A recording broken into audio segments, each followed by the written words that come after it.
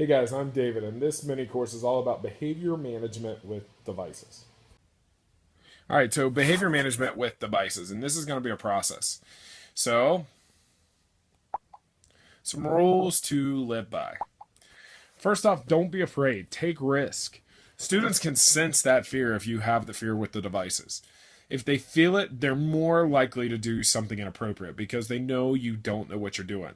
So if you're fearful, have someone to help when you try something, such as the Medi or the tech coach. Have them in in your classroom. They'd be more than willing to come in your classroom. The next thing is have engaging, personalized, student driven activities. One of the best ways to end behavior issues with devices is to have engaging activities. It eliminates that boredom where students drift. Be willing to change the activity to align more with their interests to make it even more engaging. For example, if someone's interested in comic books, let them do comic books for your content.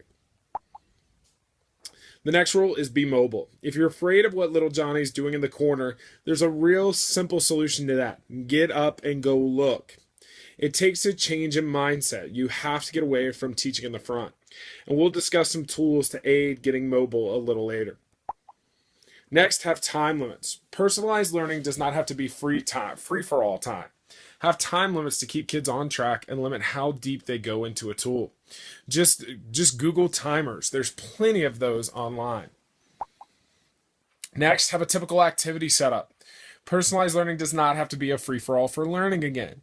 The TIM has a typical setup of goal setting, planning, monitoring progress, and then reflection. If you follow that, kids become trained in this and it helps with classroom management. Next, you don't have to learn every tool, but make the ones you know clear. When you give choices on tools you know. It allows you to learn a few that can be really effective, like something like iMovie. Then allow the kids to pick others, but make it clear which ones you're comfortable helping them on. So basically, you're telling them, if you go off on this other tool, you're kind of on your own. I think you could do a great project with it, but if you need a lot of help, I'm not going to be the one to do that. So if you need a lot of help, the choice you should make is the movie.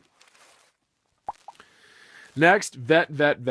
Just like anything, you need to vet the things that you have kids use. Make sure they're age appropriate for the age group. Check all the hyperlinks and make sure that they can't go other places.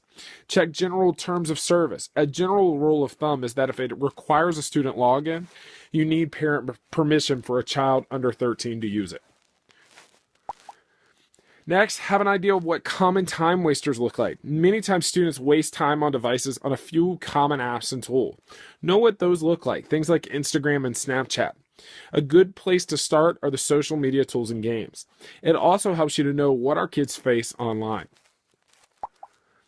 And then have incentives. It takes trust to let kids go and create on devices. Give them incentives to stay on task and do what they need to do. There's several tools to do this, which we'll cover later. All right, first off, to make a teacher mobile. Some tools to make a teacher mobile. When you're doing presentations, use Nearpod. It allows you to control your presentation content from your iPad with the content going straight to the kids' devices rather than being in the front of the room. It also allows you to add in all kinds of interactive content. You can add all kinds of assessments, websites, and a lot of different things that can really take your presentation up a notch.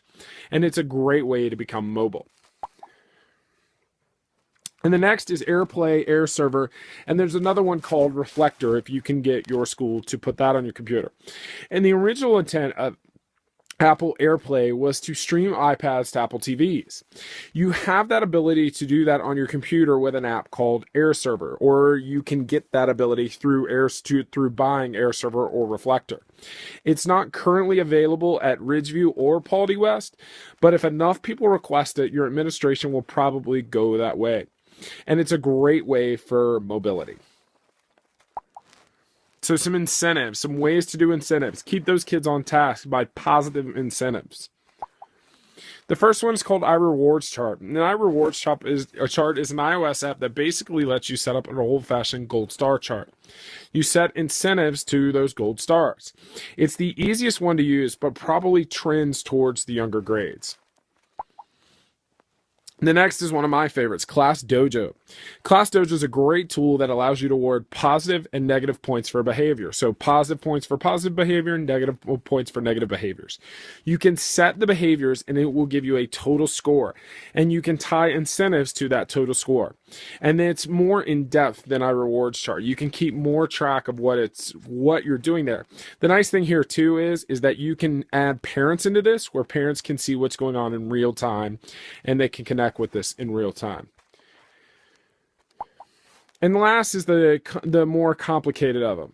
You can do what's basically a mix of World of Warcraft and Class Dojo, where it's awarding points for positive behavior, but you award points to do to take actions within the game. And it turns your classroom into a game. And it's a little tougher to use, and it would work a little better with the higher grades as they would understand it more, but the company actually says that you could do this as low as 3rd grade.